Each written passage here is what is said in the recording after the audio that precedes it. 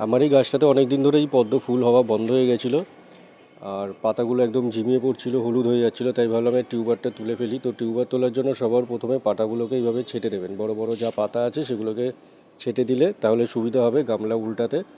বড় পাতা সব কিছু ছেটে গামলা ভর্তি যে জলটা থাকবে জলটাকে পুরোপুরি বার করে নেবো। বৃষ্টিতে জল প্রচুর জমে গেছিলো গামলায় আমার, তার জন্য জলটাকে আগে বার করে মাটিটাকে এইভাবে উল্টে নেবেন। একটা কোনো প্লাস্টিক বা বস্তা পেতে নিলে সুবিধা হয় ছাদের মধ্যে, কারণ ছাদের মধ্যে মাটি ভরে যাবে, সেটা ধুতে পরিষ্কার করতে আরও কিন্তু দম বেরিয়ে যাবে। আর যেই টিউবারগুলো হয়ে আছে এগুলোকে পরিষ্কার করার জন্য জল দিয়ে, যদি স্পিডে কোনো জল থাকে সেই জল দিয়ে আপনারা ধুয়ে নিতে পারেন।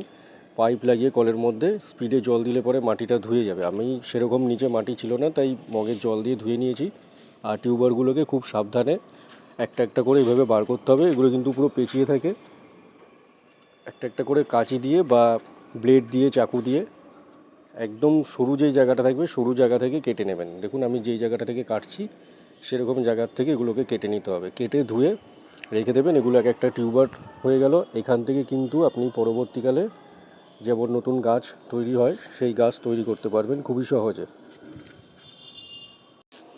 প্রতি এক একটা টিউবার মানে কিন্তু এক একটা পদ্ম গাছ। একদম ছোট যে একটা টিউবার লাগিয়েছিলাম সেটা আপনাদের দেখিয়েছিলাম ভিডিও, সেই একটা ছোট টিউবার থেকে এত এরকম যে টিউবার বের হয়, এটা কিভাবে মাটির মধ্যে হয় একটা গামলার মধ্যে, সেটা কিন্তু সত্যি খুব মানে বিস্ময়কর ব্যাপার আমার কাছে।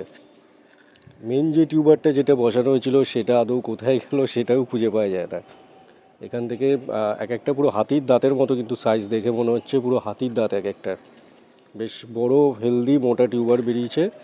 আর যত বেশি ভালো খাবার দিতে পারবেন গাছে সেই হিসেবে কিন্তু টিউবারের সাইজ হয়। ফুলও যেরকম সাইজের হবে সেরকম বড় হবে, ফুল সংখ্যায় বাড়বে, আর টিউবারের সাইজও কিন্তু বড় হবে।